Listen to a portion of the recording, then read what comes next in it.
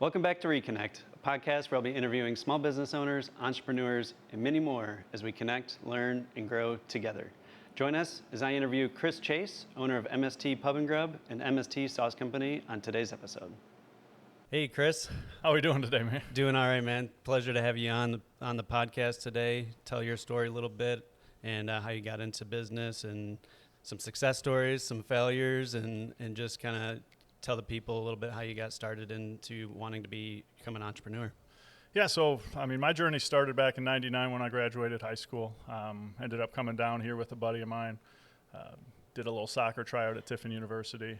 Had no intention of coming down. I just was following in his footsteps. His brother played for Tiffin University. Gotcha. So I came down with him for a little tryout, played.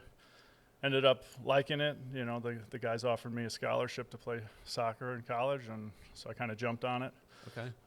Fast forward to 2003, after my 4 years of college, got an opportunity to get a grad assistant position. Nice. So I was able to get a free master's degree as long as I stayed and coached soccer, which was cool. Okay. But I found, I wasn't able to hang out with the guys or anything anymore because I was a coach. Right. Kind of a different role for me, so It is. actually stumbled in here to Madison Street. My buddy's girlfriend was working here at the time. Ended up getting a job in 2004, bartending, during my master's. Really fell in love with the place, fell in love with the atmosphere, dealing with customers, slinging drinks, Yeah. So it was fun.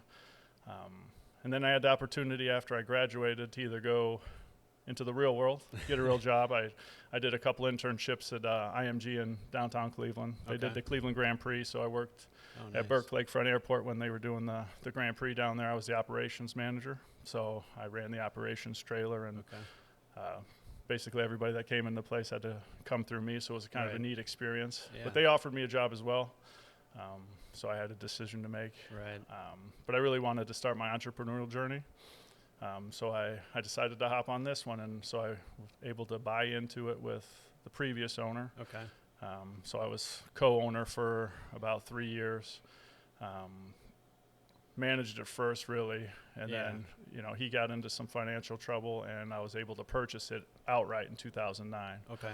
So, through those first 4 or 5 years, we really saw a need for a change. Mm-hmm. The bar crowd was really going downhill. And we didn't do much food. We just did wing night on Tuesdays and Thursdays, really. Okay. We did wings and steak fries. That's how we started.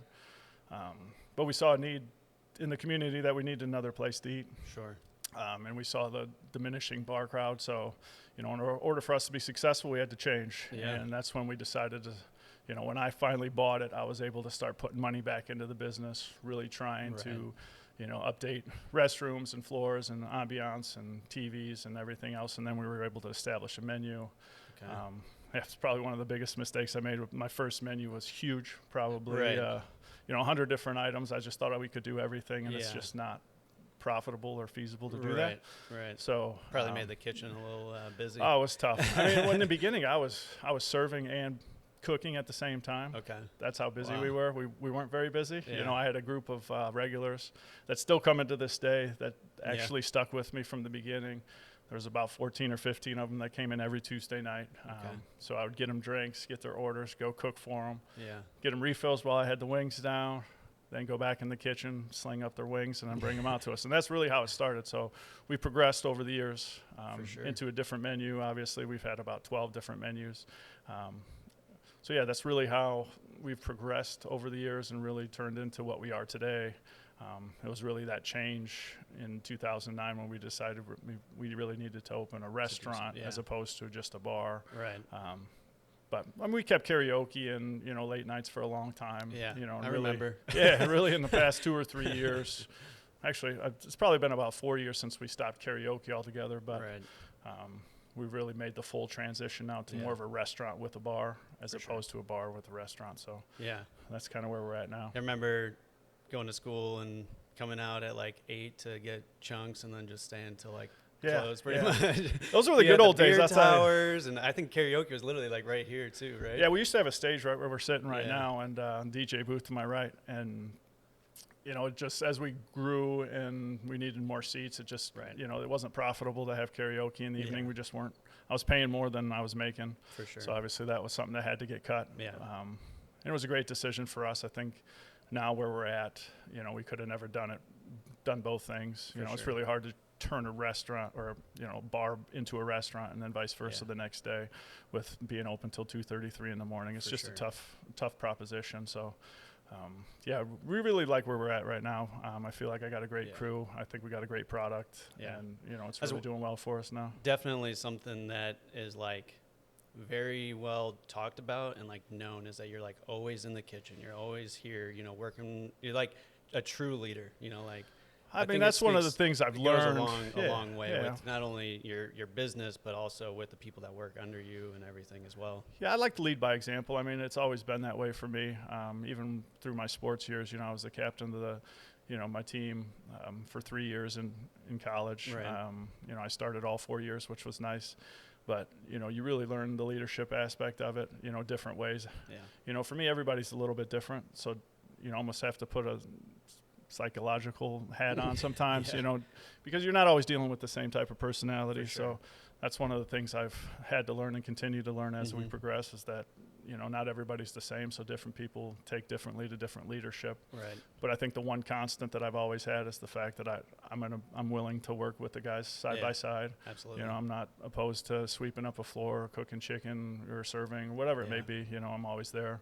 So, I hope that, it leads them by example, and I think so far it has. So I think so too. I think, like I said, I'd hear it from friends and different community members. Like, how does this guy even have time to sit down with you to have a podcast? When I was telling everybody that we were gonna have a podcast, they're like, "When are you gonna do it? When does he have time?" And it's like, he just found time. I just looked at the restaurant schedule and I was like, Mondays seem to be like kind of the best day. And I was like, Monday coffee meeting, Monday podcast. Absolutely.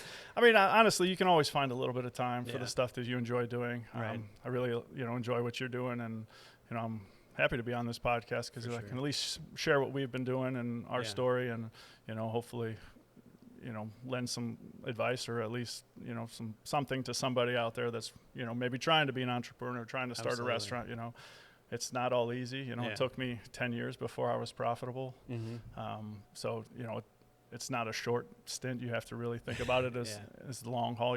The stuff you do today, you don't always see the instant gratification with it. It takes time. So as long as you keep pushing, and find your goals and, keep searching for ways to get better, then I think it's very rewarding in the end, but you just got to get to that point and you got to get over a lot of hurdles. So the entrepreneurial, like not the mindset, but kind of like the journey, like I feel in the beginning, people have like similar stages where there's like that fear of like failure. Am I going to make it? I think we were talking about like you were pulling like checks from like the quick cash place, to keep this place up and running. And it's like, you have to do whatever you have to do to like pursue your dreams. Yep. And now here we are sitting today.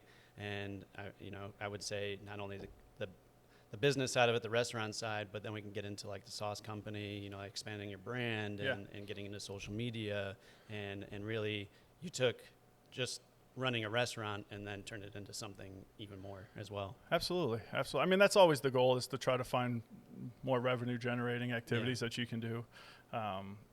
Once you get established as a brand, then it kind of opens the door to a few more things. Right. I'm huge on collaboration. That's why we always try to work with local vendors, local restaurants, to either carry our sauces or create products like our sauces and dry rubs. Yeah. We work with Ballreichs on chips. I have chocolate bars out. We have a lot of different things that we do to try to, keep everybody in the community together. I work with Big Mike's down there, my buddy Danny. He does our sauces and stuff, and that kind of stuff is really what makes it rewarding. If we can help other people along our own journey, then that's what it's all about for us. When did you really like nail down the sauces? The first 4 sauces took about a year before we got them right. Yeah. We always made the sauces in our kitchen, handmade. And, when we had the opportunity to get somebody to bottle them for us and sell them, it was a natural progression for us. But, that initial process did take a long time because we wanted them to be perfect. Since then we have 8 sauces out and a couple dry rubs. So, that process is really neat because, you know, it's a back and forth with your, you know, your co-packer, and then you have to worry about distribution and retail and trying to find people to sell it for you. Right. You know, we're really trying to get into the commercial aspect where we're getting some restaurants to use it. Okay. We got some cool stuff coming out, another sauce and some smaller portion size cups that we can maybe try to get into some pizza places and stuff. So we're always looking for different stuff that we can do to get our brand out there, to get our sauces out there. So for sure. You were mentioning to me that that was kind of like a new step for you, trying to get into like different retail stores and actually to get people to, I mean, it's a completely different business. Yeah. You know, the big retail stores, the Krogers, the Walmarts, they're really difficult to get into unless you have a big name. And obviously you don't have a big name until you get your sauces out there. So, you know, we were fortunate that a lot of our local partners, a lot of local stores were, you know, welcomed us with open arms and said, yeah, you know, you can sell your sauce in here. Yeah. So we've got about 40 locations now from, you know, we got Perrysburg, Bucyrus, you know, Crestline. We got a bunch of different ones. We picked up some Ace Hardware stores. So, you know, we're starting to get our brand out there a little bit more. With the social media aspect, that obviously helps. You know, media is a lot different than it used to be. You know, people don't do ads in newspapers anymore. You know, most of it is digital. And if, you know, so we really tried to hop on that digital train now and be more prevalent in the Facebook, the Instagram, TikTok kind of stuff. And that's really helped us grow our reach. So a lot of people are recognizing us all over the place.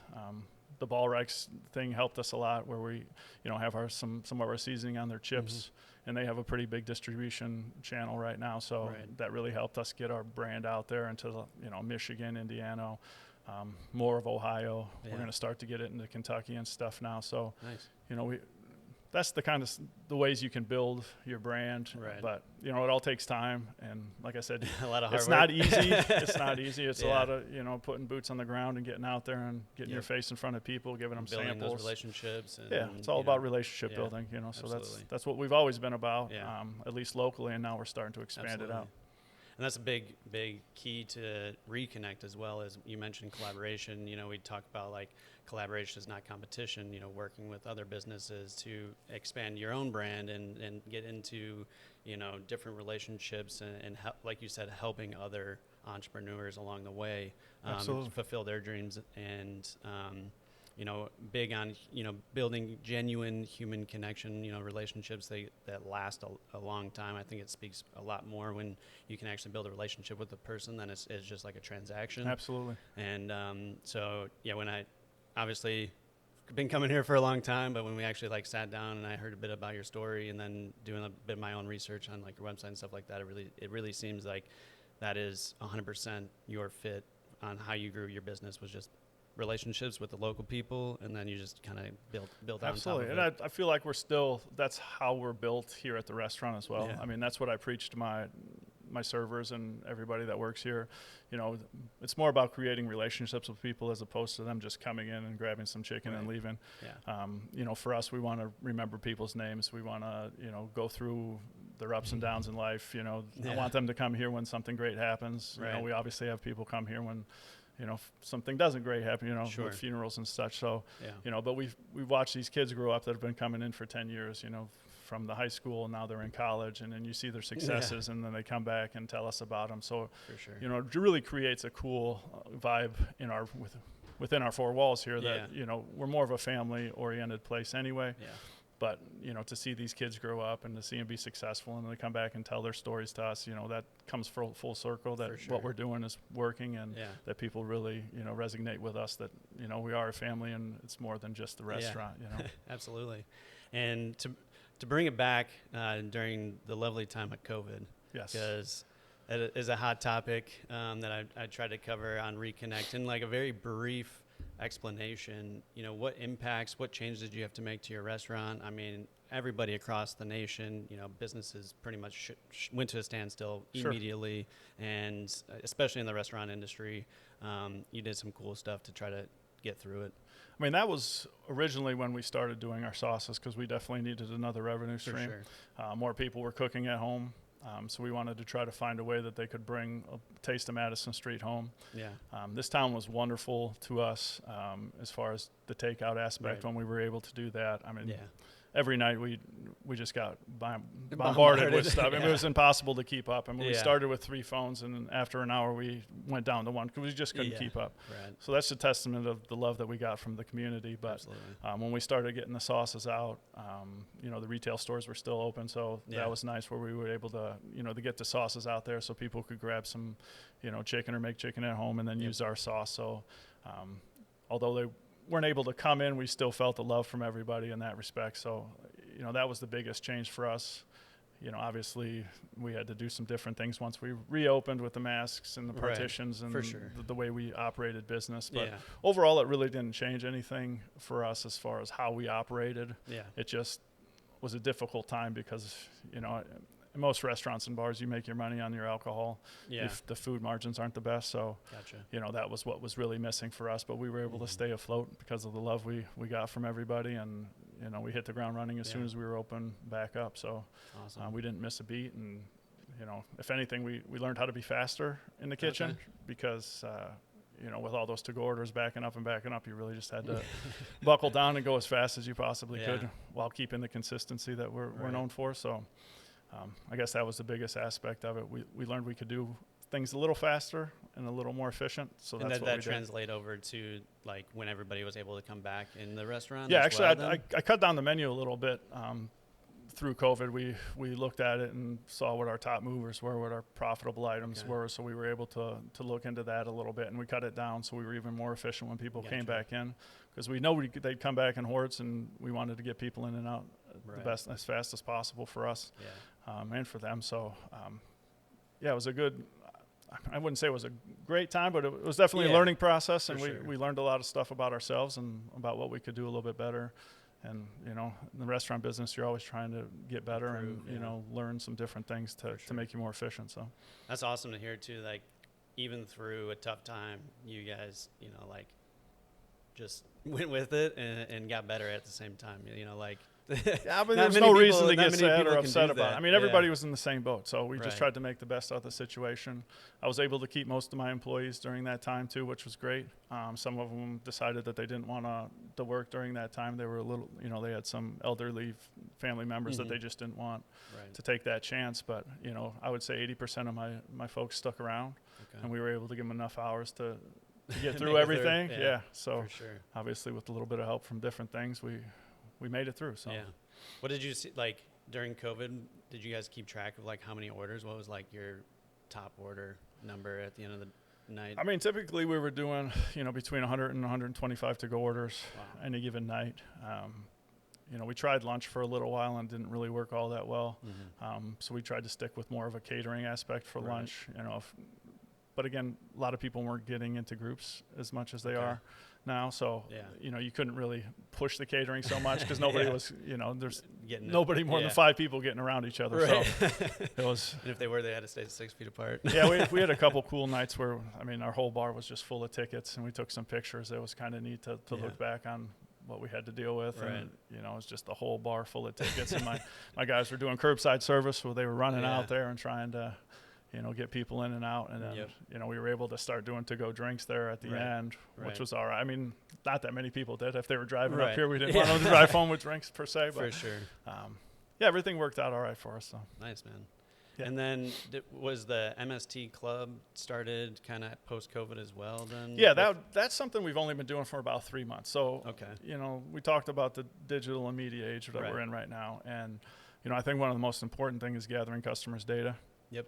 So when you gather customers' data, you get their email address and their birthdays and their cell phone numbers. So, if we haven't seen them in a while, we're able to reach back out to them and say, hey, why don't you come back in? We're offering, this MST Club where you get a free burger, free chicken chunks, some sauce and a rub, just for stopping back in and saying hello. Yeah. Trying to cultivate those relationships a little bit more. Right.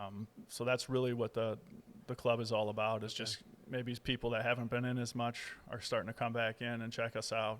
People that, some of our lost customers that haven't been in here in 4 or 5 years are starting to come back just to check it out and see what we've done. Yeah, because, it's different. I feel like every year we do something a little bit different and update something, get it, a little more nice looking, I guess. So yeah, and we're continuing that process. You know, this winter we'll be redoing our kitchen a little bit while we're off during Christmas. So, you know, we always have little projects that we're trying to better ourselves. We're going to get a new facade a little bit. We've got some signs and stuff going out to make it a little brighter. So, but yeah, with that MSD club again, it's more about, you know, nurturing the relationships we have and then trying to find the ones that we lost that we maybe can get them back in here. For sure. Is that I actually, what it popped in my head on Facebook, I saw people like commenting on it. I was like, is this real? You know, like, yeah. Well, a little skepticism. Sometimes when you give people like, free stuff, it's always like, okay, what's the catch? But there's really no catch at all. I mean, if you join the club, all you gotta do is come in and you know, redeem your burger, your loaded chicken chunks. So the last time I was here, I did scan the QR code and sent messages through the Facebook Messenger, and then it was like, you know, next time you come in, grab your burger or chicken chunks. Absolutely, and that's what we're trying to do. Just, you know, gather that data and get some more customers in here, and you know, that's what our business is all about, just trying to grow. And that's just another aspect of growing your business. You know, like there's not very many people that take in that information and do like newsletters or free chicken chunks or, you know, free promo, anything like that. And I think that adding that to your business really kind of takes it to the next level.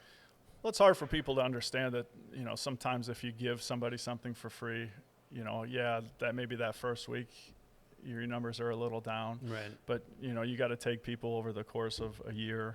You know, if we get a couple people coming in and get a couple free things, if they end up coming back 10 times, that $10 burger is going to pay for itself tenfold for those 10 visits. So it's about looking beyond a week or a month. It's about looking in years and, you know, getting these customers to keep coming back and enjoying it. You know, over the course of a year, they're going to spend way more money than you're going to give them.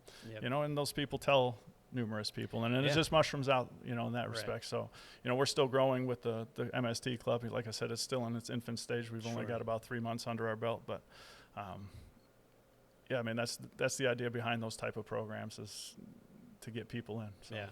When did the Chicken Chunk Mafia, is there a story behind that? Well, I'm a huge Mafia fan. I love all the Mafia movies. If you go into our restroom, it's all Mafia related theme. I don't know. I've always fell in love with the Mafia related stuff. So the Chicken Chunk Mafia just kind of fell into place with that. Plus we do, you know, 2,000 pounds of chicken a week. So it was kind of fitting that we're the Chicken Chunk Mafia, because we're slinging legal drugs, you know, getting people addicted to chicken as opposed to other stuff. So that's funny. That's kind of where that came from. But. Gotcha. Hell yeah. I'd love to hear it. And then let's see. You're originally from Michigan, came down to Tiffin University, played soccer, and while you were at the university, you were slinging hot dogs to your college fellow students.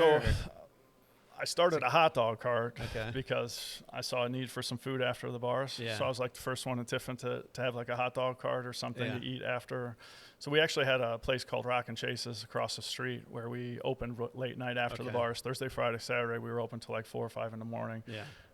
So we did like pizza and hot dogs and subs and all sorts of just fast, easy stuff that people wanted when they were done drinking. So actually my hot dog cart was originally before that. We started with the hot dog cart and then we progressed into a brick-and-mortar store for that. But it was just based out of a need that I thought was there. I was still working here a little bit, but I was able to do that on the weekends. So it was just kind of fun to learn that aspect of it too, and, you know, talk to the crowds. And again, things have changed now. So like the crowd, the late night crowd's really, just not the same anymore. So I don't think that business plan would work anymore, but for sure. It was cool to dive into that food industry before I was actually buying this. So it was kind of like a case study for me, like, hey, what worked, what didn't work, how are we going to interact with people and stuff. So you know, I kind of got a crash course before I had to dive right in. I mean, it didn't really help in the beginning. It helped a little bit, but as far as the financial aspect of it, it didn't help all that much. But, you know, you still had to learn and find ways to survive. But on the experience side. The experience side was still a lot of fun, you know, dealing with the local health department and different stuff, taxes and stuff like that. So you kind of got to know the ins and outs of it. And like you said, the town, the late night, you know, even when I was in college, I would say like the late night crowd was different. It's mostly college students, and then usually they would just go back home or you know, like usually it's class the next day or something. Sure, So sure. you can't stay out too late. But there was a few other establishments that were open, 24/7 for food and stuff like that. But I don't even think they do that anymore. And just like you said, the late night crowd just isn't in the town as much as it used to be. No, I mean, you even notice, like, after COVID, Kroger's not open past 10 and Right. Walmart's not open past 10. A lot of them Yeah. made those changes because they looked at their numbers like, hey, we're not making any money during this time. What's Right. the point of being open? Yeah, exactly. So, I think that's one of the things that did come from COVID is a lot of different schedules and people learning that they can do stuff from home or, Yep. That kind of A lot of stuff So you can do from home. home. Yeah, a lot of different stuff. So, Yeah. like I said, that probably wouldn't work so much anymore. I know we have one guy in town that does it a little bit, and I think he Right. does okay, but just the crowd isn't there like Yeah. it used to be for us. So. For sure. And then can you speak a little bit on like raising a family, running a business? I'm sure, you got the business, you got school, you got, after work with the kids and bedtime and like just a little bit about, being an entrepreneur and raising a family as well. Yeah, I'm pretty fortunate. My wife homeschools our two children right now, so it kind of works with our schedule. I can be here till 10:30 at night, and when I go home, my kids are still up. We're kind of on a different schedule. Sure. So we stay up late. They'll usually stay up till midnight, 1 o'clock, and then they don't get up till later. So I usually start my day pretty early so I can have some time before anything gets started. Gotcha. But for me, it's an easy balance. I come to work, I get my stuff done, I go back home, I get to hang out with my kids. The nights I work, like I said, when I get home from work, they're still up, so I still get to hang out with them. Yeah. We're never open on Sundays, so we have at least one full day together no matter what. Right. Recently I've been taking a little bit more time, on Mondays and a couple other days where I can spend some time when they need me and, Gotcha. Help out with school or whatever I need to do. So for me, it's all about finding a balance and having a schedule. I try to plan every day so I know what I need to get done. Do you look at like the full week? Are you a month person, week person? I day have person? weekly goals, daily goals, Yeah. monthly goals, yearly Right. goals. I mean, I have a binder that I constantly write in. Yeah. I always keep it by me just in case some idea pops in my head. I have somewhere to write it down. Right. But as far as schedule, I usually on Sundays I'll schedule my full week with stuff I need to get done, important things, prioritize my list. And then things pop up on a daily basis where I have meetings or podcasts or something that I want to do. Sure. So I'll fit those into my schedule. Yeah. And depending on what kind of projects we're working on, I still have time. So, I find time no matter what to do the things I need to do. For sure. Yeah, it gets a little overwhelming at times, but if I wasn't busy, I don't know what I'd be doing. So Yeah. I actually like the get that. busyness. Yeah. It keeps me focused. So Keep your head down. I still have a lot of time for my family. And you guys close, is it twice a year, the restaurant, for like a full week? Yeah, When so you it's guys decide 4th to of do July, that? we close for a week Yeah. every year to give my guys the time to recharge, Right. for me the time to recharge and Yeah. just relax. And then the same around Christmas time with 2 young kids. Christmas time is a wonderful time of year, Right. so we get to spend a lot of time with family. I get to go up and visit my family. Gotcha. Her family's in town, so we get to hang out with them a lot. Right. And to just really spend a whole week with my kids and get to Yeah. play with the toys and unwind and just take a little bit off my plate for a couple days. For sure. I don't usually take the whole week. I'm always trying to do something here to I usually just take a couple days, and that's enough for me before I start getting stir crazy and need to start doing something. So Yeah. that's why I always try to plan projects here, some type of renovation or painting or Right. just getting it up to date. So Yeah. but yeah. Nice, man. And then you got into a little bit of real estate. Got an Airbnb. Yeah, you said? fortunate for me, I own my I own my building, so Yeah. those have been projects too. We were able to renovate upstairs, to put a couple Airbnbs up there. Yeah. Is We that really where just you- rent them out to friends and Friends, family.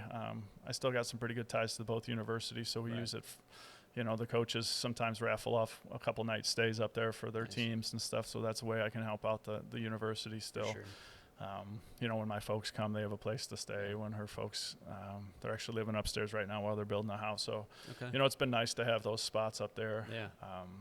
for people that need it. And, For sure. I'm not actually on the Airbnb site, but Yeah. we do rent them out a little bit. So, Gotcha.